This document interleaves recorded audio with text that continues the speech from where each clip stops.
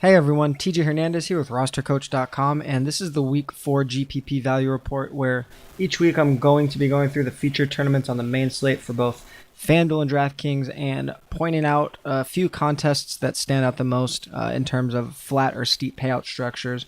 And everybody should be using this report a little bit differently. Owners that are looking to maximize upside maybe on a really small bankroll, not really worried about grinding out a long-term profit, might look for these games that are paying out more to first place or have more money up top. But of course, with those games, a lot of times you're sacrificing payout structure in terms of how much the field is being paid, how much you make if you min cash, and that really just means a lot more or a lot less variance, depending on your skill level, obviously.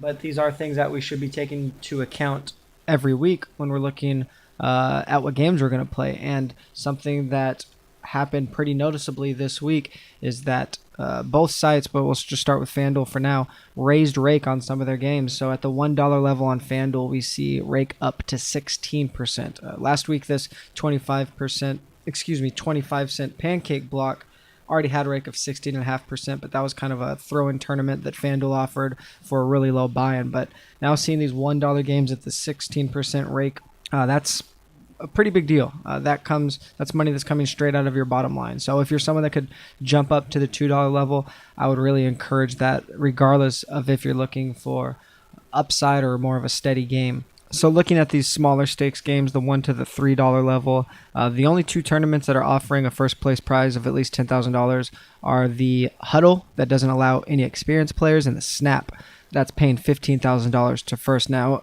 just like every other week, if you do qualify to play the Huddle, I really encourage newer players to play that game. It's a flatter payout structure with almost 25% of the field being paid and only 10% in rake. Just not a rake you're going to find at the lower stakes, especially with rake going up this week. So that's something that I'm really looking to. There are a couple other games that are worth noting. Of course, the Sunday Million is going to be the big game that everybody's looking at every week. As I mentioned last week, I expect that payout structure to start fluctuating a lot. The first place prize is down to $500,000 from $1 million. The total prize pool is down to $2 million from $2.5 million. And we see that payout structure getting steeper as expected.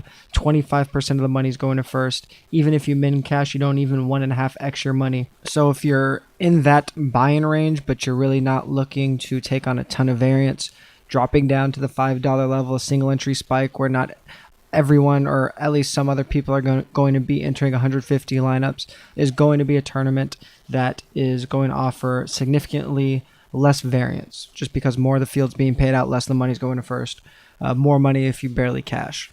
But outside of those two games, everything at the $3 or the $4 to $7 level is barely paying out 20% of the field. But again, the big takeaway this week is that rake jump at the $1 level. Moving on to the games priced $10 and above, we see some of these single entry games with a noticeably flatter payout structure than some of the larger tournaments. So the Sweep at the $25 level, the Spin at the $35 level, and the Hot Route at the $50 level, all paying out at least 24% of the field, whereas these bigger tournaments with bigger first place prizes like the Kickoff, the Bomb, and the Touchdown are paying out a significantly smaller percentage of the field and a little bit more to first place. And again, if you can jump up to that $50 level, that's where you start seeing a pretty significant drop in the rake. Overall, not too much has changed at these higher stakes in terms of structure. A couple of the games did add a few more $1,000 to the prize pool, while a few took a few $1,000s out. But again, the big changes this week are at those smaller stakes games, so definitely be paying attention to that if that's where you are playing your action at. Moving on over to DraftKings, as I mentioned at the beginning of this video, both sites saw a rake jump at the smaller stakes. On DraftKings, more notable because it goes beyond the $1 level. We see games all the way up to the $5 level with a higher rake than we've seen in the past. And most of these contests are all the way up to about 16%, save the 10K daily dollar at the $1 level and the 20K safety at the $2 level. Both of those 15.3%, so close to what we expect. But overall, a really big rake jump on all of these And that's pretty unfortunate because that does mitigate a lot of the attractiveness of these lower stakes games. If you're somebody that's looking to grind out a long-term profit, most of the games at these lower stakes are paying out at least 25% of the field and spreading out the money relatively evenly. Most notably, the games like the Flea Flicker, the Safety that I already mentioned, and the Cover 4. But if you are playing at these stakes, you're kind of stuck with the rake. Not much we could do about it except for look for these games with a flatter payout structure. Of course, if you want a game with more upside, you're going to have to play really large fields. We have the play action at the $3 level, which has $100,000 to first, but you're going to be facing over 600,000 opponents in that game. And the post pattern at the $8 level is offering $50K to first, but almost 100,000 opponents in that game. The most noticeably steep payout of any of these games with the increased rake is the 10K nickel at the $5 level. It's a 3-max game, but we see less than 24% of the field being paid there. 10% of the money going to first, which is pretty high for these smaller stakes games, and it's just before that rake drop, so you're getting 16% rake on top of that without a lot of upside, just $1,000 to first place. So I don't necessarily avoid any tournament, but that's one that is just not too attractive to me. Even despite the small field, there are just other spots to put your money. Even just jumping up to the $6 level, I think is a better spot there. Whereas we saw a rake drop once you got past the $10 buying level or the $9 buying level, which is the case at DraftKings, we usually saw a little bit of a rake drop there. But now the 15% rake is going all the way up to the $20 tournaments. Last week, anything priced between $12 and $20 was 13.5% rake, so 1.5% rake increase there.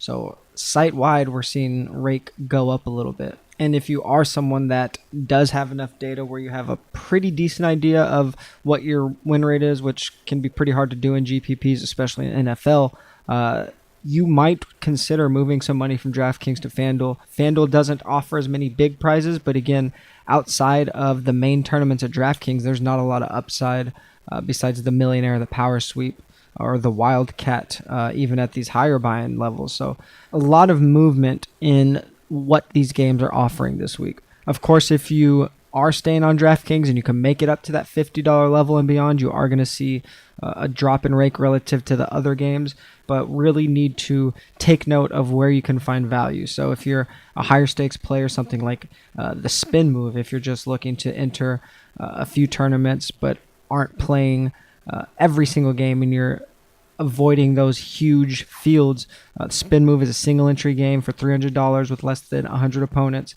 and 27% of the fields being paid. So those are games that I'm always really drawn to, and especially with all of this rake stuff going on, something you should be looking for. So just go through these games, look at the games that you are thinking about playing, and really take all these factors into consideration because there's a lot of movement going on, and hopefully this is the end of it. But as always, these games are fluctuating pretty wildly from week to week, even though they're maybe changing the name of the contest or keeping what looks like the same prize pool, but adding more entries, which DraftKings did to a lot of games this week. A lot of games, the only thing that changed is the number of entries. So that's why we see a higher rake. So it's a little unfortunate, but it's what we have to work with, and it makes game selection that much more important. So if you have any questions, hit me up here or on Twitter.